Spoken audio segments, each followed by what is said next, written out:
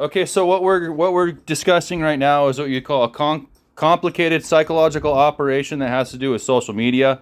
There's different areas that you'll look at when it comes to what you would call your tribe or the people that you identify with. Before, back in the day, when you watched comedy and you watched TV shows, you could watch it pretty much whatever you wanted to, and you got similar shows and similar ideas as far as a story went, or similar comedy.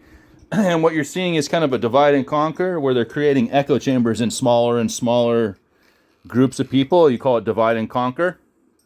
And so what you see here is it looks basically like a refrigerator magnet that says, "I'll cut you."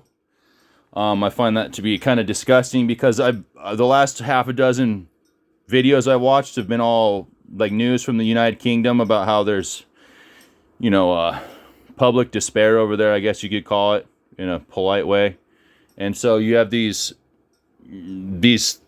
particular, I have not seen this particular advertisement until I started looking at videos from the United Kingdom. And they're saying that, in Germany, one of the videos, this came from the United Kingdom, they said that there was another person that got into a car and drove through a Christmas shopping center. And he hurt a bunch of people and he killed a few people. I'm not sure exactly what the statistics are on that. But anyways, it's another one of those idiots that drove a car through a crowd during Christmas time. We saw that in Kanawha, I think it was. Not Kenosha, but something like that. It's 15, 20 minutes away from Kenosha in Wisconsin or Minnesota. Anyways, that happened there. There also was another one that happened during New Year's, early New Year's this year in Louisiana. But we've seen a few of those Christian attacks, attacks of Christians by people in vehicles, people attacking Christians in cars, running people over, and like Christmas parades and things like that. Christmas, whatever you want to call it, Christmas shopping centers. And one of the guys says that you need to watch out for knives, keep your phone in your pocket, watch out for pickpockets, make sure that you don't get run over by a car, have a buddy system, just to go for Christmas shopping. And so I thought this was interesting, because right now I'm listening to a video from the United Kingdom. You can hear. To have the inquiry until the last possible moment, they want to make sure, possibly, potentially, allegedly, that all evidence is being destroyed before the inquiry can be held. And then Labour MPs... All evidence is being destroyed before the inquiry can be held. So, the United States doesn't have to worry about people pulling out knives on as much of a frequent basis. They hide knives under cabinets. Like, it could be a typical steak knife or a knife to cut your potatoes with. And that's behind glass, lock and key now in the United Kingdom.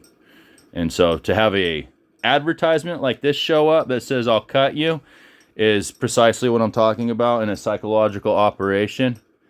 This would be to directly agitate and leave people in a state of fear in the United Kingdom of being stabbed or under knife attack. This is precisely what I'm talking about when psychological operations permeate your social media. I've been looking at social media quite extensively for years and haven't seen this advertisement, this particular one. And as you can see, this says it's established 2015 in Los Angeles. But it's a little weird for this one to particularly show up when the last half a dozen videos I've been watching are all UK related, and it has to do with destabilization of society.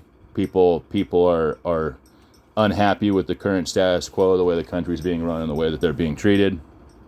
And one of their main concerns has to do with people having knives in public and stabbing people, and which I don't know how bad that is there. But look at what they're putting into your head if you're watching these videos. Because most of the people who are going to be watching these videos are going to be in a localized area. This is going to be part of their echo chamber, the news that they watch in the United Kingdom. And so, of course, they're going to have, these little refrigerator magnets that say stuff like this to not only push the agenda of the people who participated in this type of horrific behavior, but also leave the rest of the public in fear.